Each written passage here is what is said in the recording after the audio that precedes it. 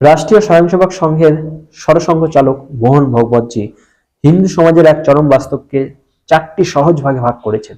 আমাদের প্রত্যেকের উচিত এই আয়নায় একবার নিজেদের মুখটা দেখে নেওয়া। মোহন ভগবতজি বলেছেন ভারত 4 ধরনের হিন্দু আছে।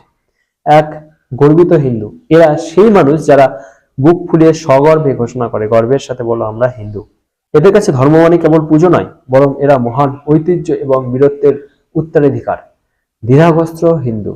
এরা একটু সংশয়ী। এরা প্রশ্ন করে হিন্দু পরিচয় নিয়ে গর্ব করার মতো কি আছে। আসলে নিজেদের মহান ইতিহাস আর সংস্কৃতি সম্পর্কে সঠিক জ্ঞানের অভাব থেকেই এই প্রশ্নের জন্ম হয়।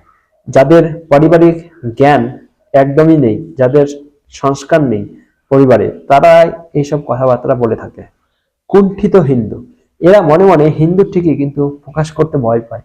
লোক সমাজে এরা নিচু স্তরে ফিসফিস করে বলে নিজেকে হিন্দু বলুন ঠিকই, কিন্তু একটু আস্তে বলুন আমরা হিন্দু, পাছে কেউ অপ্রগতিশীল বা অন্য কিছু বলে দাগিয়ে দেয়, এই ভয়ে এরা কুকড়িয়ে থাকে। আর 4 নম্বর হলো বিস্মিত হিন্দু।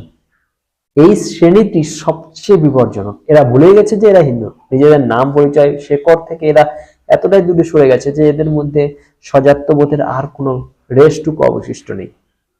কেন এই কথাগুলো আজ বোঝা প্রয়োজন? আমাদের সমাজ আজ এই 4 ধরনের মানসিকতার টান পড়নে বিভক্ত। একদল যখন লড়াই করছে পরিচয় টিকিয়ে রাখতে, অন্য দল তখন ব্যস্ত সেই পরিচয় লুকিয়ে রাখতে। কিন্তু ইতিহাস সাক্ষী আছে যে যাতে নিজের শিকড়কে ভুলে যায় কিংবা নিজের পরিচয় দিতে লজ্জা পায়, মহাকাল তাকে ক্ষমা করে না।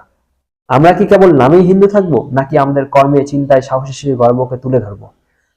আপনার নিজের বিবেককে আজ একটি প্রশ্ন করুন, আপনি কি সেই 4 জনের মধ্যে ঠিক কে?